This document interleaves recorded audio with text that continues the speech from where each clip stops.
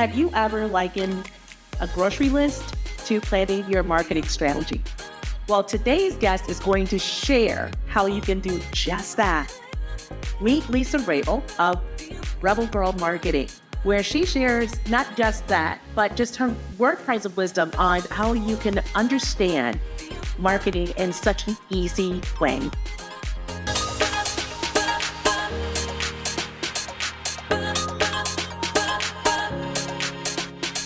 Welcome to HERstory Unveiled, a celebration of bold, fearless women shaping the world of business and causes.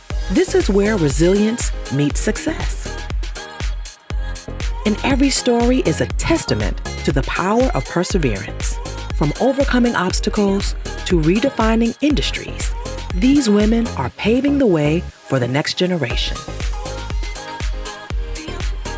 Their journeys inspire, their voices empower, and their impact is undeniable. This isn't just a show.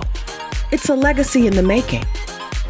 A celebration of resilience and impact. A stage for unstoppable women. It's empowerment in motion. A catalyst for inspiration. This is her story in the making. Her story starts now.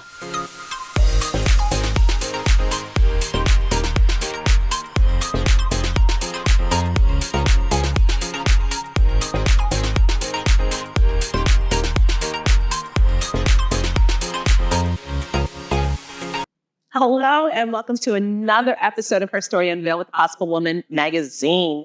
And today I have, I'm at a loss for words sometimes with this woman, because when I tell you she is a rebel without a cause, she is the rebel with the red hair in her hair. And it's like, I am so enamored and I love this woman. So I'm just going to go right into it, because Lisa has been such a joy to watch, and watch her journey, and even her business is Rebel Girl Marketing. So this Rebel Girl is someone you definitely want to hear from. So today I introduced a Rebel Girl. Hi. Good to see you. Good to see you, Lisa. You're on my phone as Rebel Girl, not as Lisa. Well, I think it's me as Rebel Girl and not Lisa. So it throws you off, and I have to say, wait, who? Lisa. Oh, I know Lisa Raebel, right? Yeah.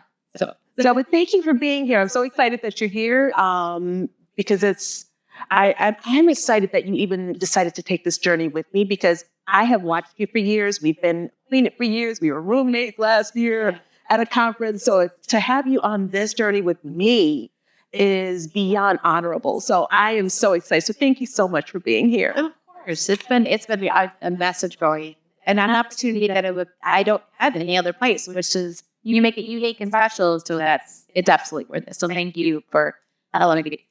Awesome. So we're going to jump right in, because I want people to hear about this journey of yours. So tell me about your journey and what inspired you. And I know there's play with your name too. So let's have it. Okay.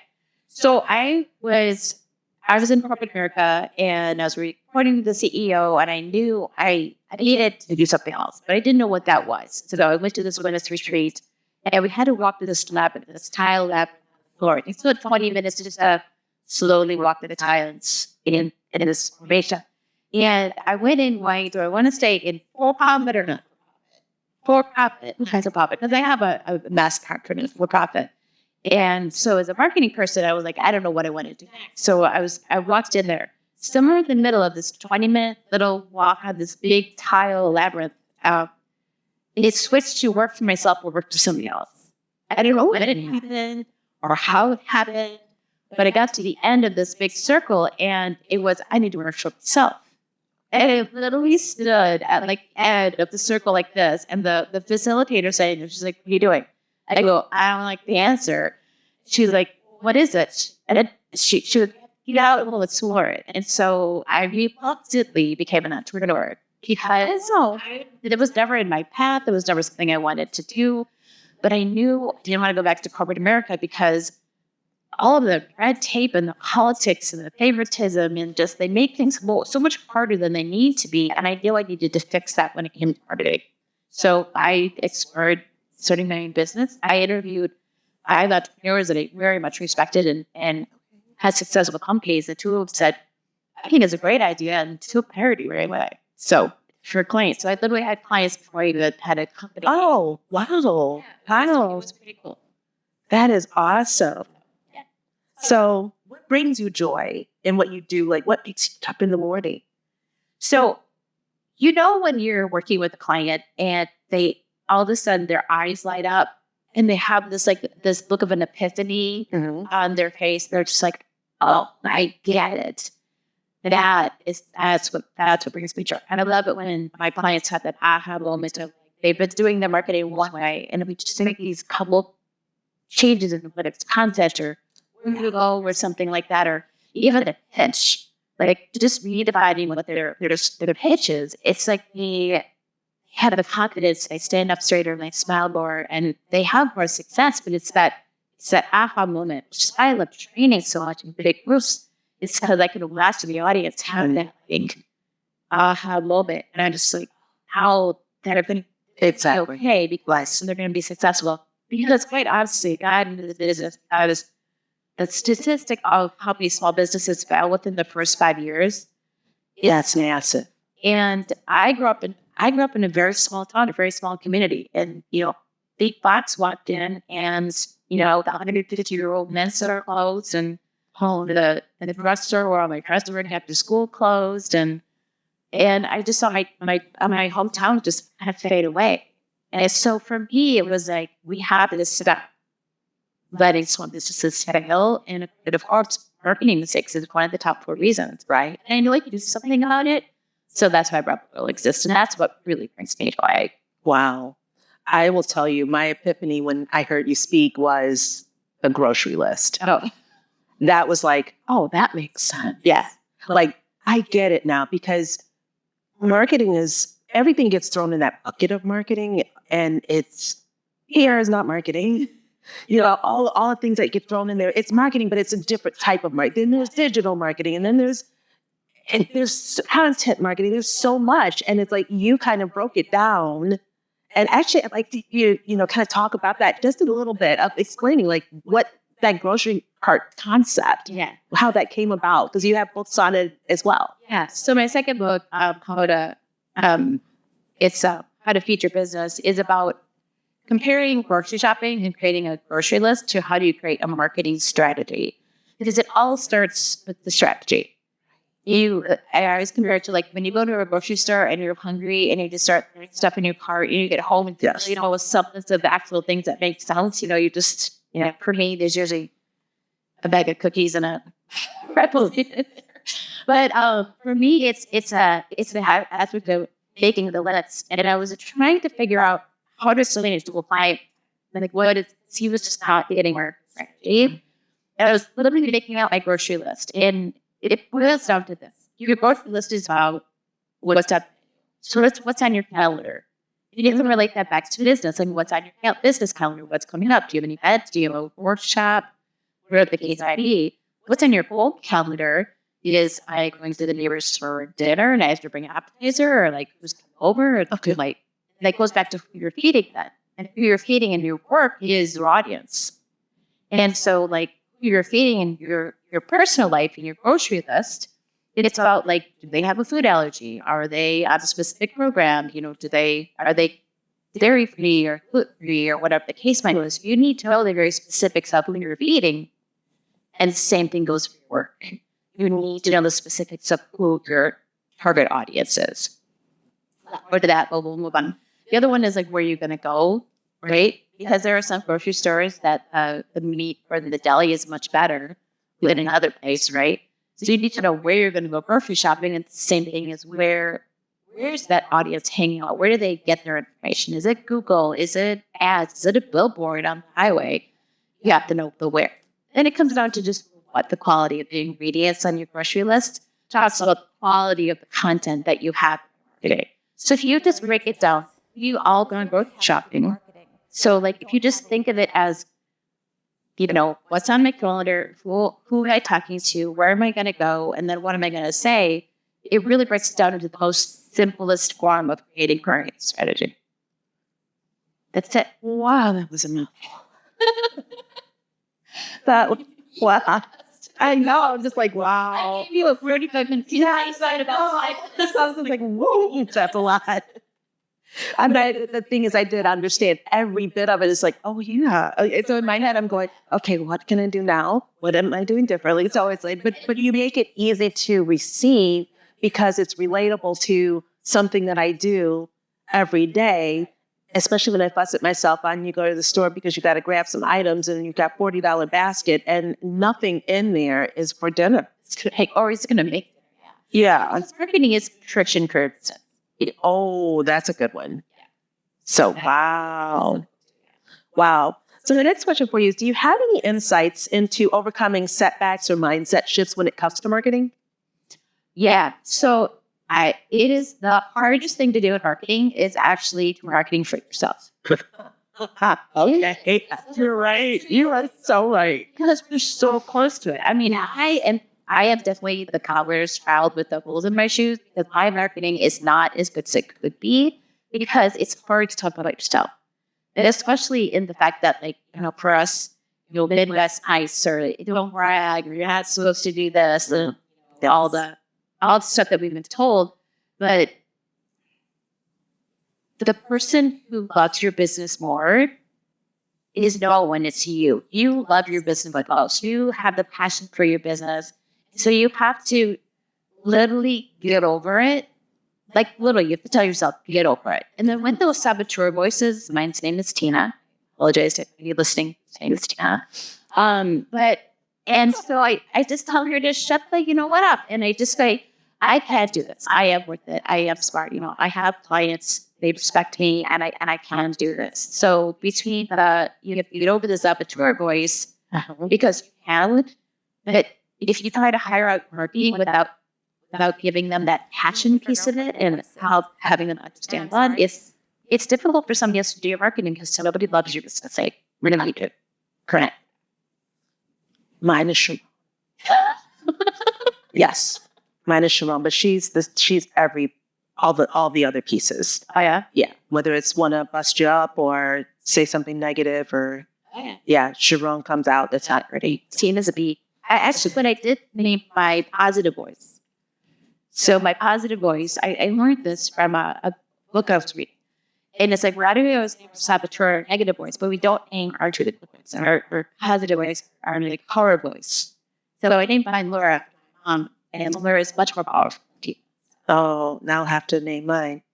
Sheila, that's fine. There you go. So my next question for you is, well, you actually answered one of these, so I'm going to go to the next one. It's like, how did you, because I asked and you didn't give it to me, but I want to know how you came up with that name. Because I know it's part of your... It is. Like, Raebel is my last name, but so what happened was I had probably 20, 25 names that I was like researching and Googling. Either they were taken or they just... Okay. And I just wanted something different. I wanted something that I could, like, when I said it, it empowered me. And so my brother-in-law used to call me the rebel of the Raebels. That's what I'm me. And that's hilarious. I can tell you the exact place I was on the interstate when I was thinking about it. I know I should have been thinking about driving, but I was thinking about the name. And I popped into my head, this rebel. And I'm like, okay, how can I play with rebel? And then it was like rebel woman, which sounds stupid. And then it was just like rebel girl. And then so I just, incognito Googled a whole bunch of stuff. Because rebel girl and rebel girls, plural, are copyright. They already have copyright. So I have to say rebel marketing after it, not to do that. But at the same time, people remember rebel girl. Well, if we love remember at least what I said it for. Right. And I wanted something that when I saw it, it kept me in that mindset of I don't have to play by the rules. I don't have to do it. Everything should be done conventional. I can do the thing that makes the most sense, and it's the best for my clients. Wow. Even though it might not fit much. But you even put the rebel in the hair. I do. It's like, I love it. I love that. So do you have one thing that you're known for? I do. I do a presentation. It's my most popular speaking topic. It's called The Power of Your Pitch.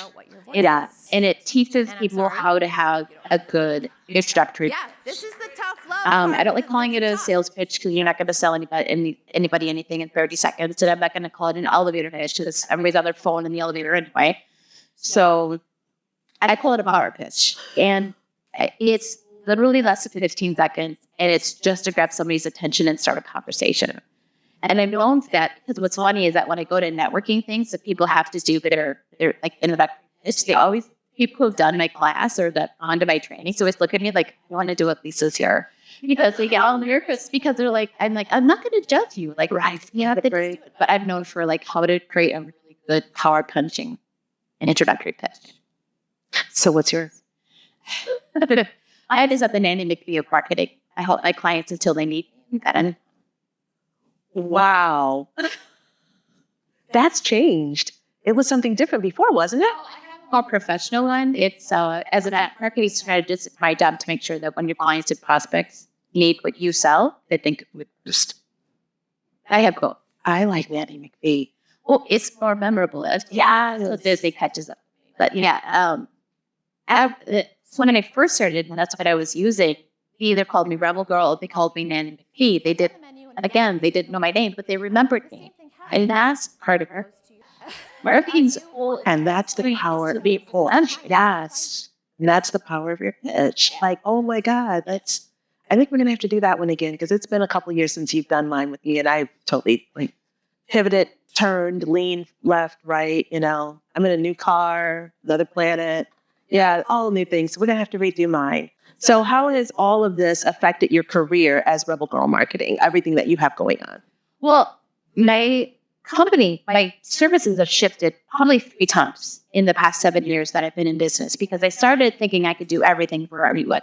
Everyone is to do strategy, implementation, design, and design became its own animal. So I have designers for things like that, whether it's web or graphic design. And implementation, I just don't like to do it. I mean, I can do it. It's not my thing, but strategy like that, whole like teaching people the foundations of what marketing is and how to use it more effectively, that is my massive passion. So I switched it from, I do public speaking, but that's more of my marketing. I'd love to do training for organizations and associations and groups. And then I do one-on-one strategy sessions. I do group strategy sessions. It's really just shifted to like, what brings you joy question. Right. That's what brings me joy. Those epiphanies, those like how many people. I have had 2 clients in the past 6 months who we did a one-on-one strategy session, but one of them, the first day he goes, yeah, I think I'm just going to leave a job. It's true. Oh. And I'm like, okay, I already cashed the check, so like, let's talk about that. So what happened though is we switched to the way he talks about his business so people can understand it. I'm a subject matter expert, right? But from an everyday voice. Right. And if he said, you're the first person I wanted to tell you, because I'm at capacity. I just signed my 7-night customer and I can't take any more customers. And that was 6 months ago. Oh, wow. Nice. And so that's what brings me joy. That's fine. But he had somebody else kind of do the same thing. I think I need to get a job and say, well, let's change your message for your business. Nice. Yeah. Nice. I love that. So before we go into my rapid fire questions, because I always ask them, you joined us on New York Times Square, like the experience of it. I would love to just hear your take on, 1, what you got out of it, but 2, I mean, like, how has it helped you and all of the fun things? Like, I love hearing perspectives on when you experience it. I want to see it through your lens because my lens is so different. Well, what's funny is that like we had the professional photos taken, and we also had like my daughter and my husband came, so they had taken photos. Like one of them was like very early morning and just sweats, and I had seen it for the first time and our reaction, and I made a video with photo montage out of it, and I posted it on social media, and I think it's over 3,000 views right now. Oh, hi, 12 hours of viewing, and like it's so authentic, it's so organic. This is the word I don't like to use, but it was a real reaction. It was a human reaction, and it was like so fun to see my face twice, feet in the air, and it was great to just acknowledge the work that I've done, that part, and go, I can do this. Yeah, Tina's got to go away. Like, let's get Laura in here. really empowered me to say, I did write 2 books. I did, I have been in business for 7 years. I have helped dozens and dozens of clients and hundreds of people in my speaking events, help them understand marketing better. So you know what? Yeah, I'm going to put my face in Times Square. You deserve it. You deserve all. Thanks. And I think we don't celebrate ourselves.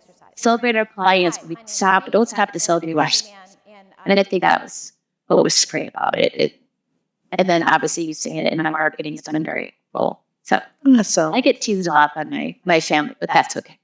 That's okay, because you still had a good time doing it. I tell you, the images, when I got them all back, I'm like, oh my God, you embraced what even more than I could have ever imagined. So I was just like, oh my God, this is so cool. So, because I love looking at life through other people's glasses or lenses, right? Because that's where I get my joy. It's like, I want to see you happy. Yeah. So that was really cool to see. People are drawn to people who celebrate. People are drawn to people who love life and they want to be with people who embrace those kinds of things. And that's really helped my brand image and my reputation, things like that too, technically, but it's just really helped me personally have more confidence. Nice. Okay. So let's get through the quick fire really quick. So first question, one word to describe your journey. Roller coaster. I love it. Love it. Like roller coaster. Biggest myth about women in business. That we can't. Or we shouldn't. That's simple. I don't like the word should. I don't like shitting on people, and I just don't like it. Okay. The best business advice you've ever received. Best business advice. Go for it. Nice. Always. Just do it. A favorite tool or a resource that changed your workflow? Canva. Oh, yes. Yeah. I mean, oh my God, yes. Yeah. I was doing other things. Canva just, my work was like that. Yes. That and AI. Yes. Yeah. Love it. Love it. And if you could go back in time, what advice would you give yourself? Write the book sooner. Don't wait. Yeah. I remember when you were going through the process. So yes, I remember. I so remember. Well, Lisa, this has been amazing. I loved it. I kind of went off script a little bit because I was just like, okay, I'm just going in it with a yes. So we have to. It's like, that's just who we are. But how can someone, if they wanted to reach out to you, how can they find you? Well, rebelworldmarketing.com is my website, and there's a contact form on there. Easy enough. Email and everything. That's the best way. Or you can find me on LinkedIn, Rebel Girl Marketing there as well. So those are probably the best ways to reach me. Okay, and I'll make sure that it's in the show notes as well. So thank you so much for coming, and I really appreciate you driving in for it because you had to haul a little bit to get here. I drove through where you came from, so I know how far you came.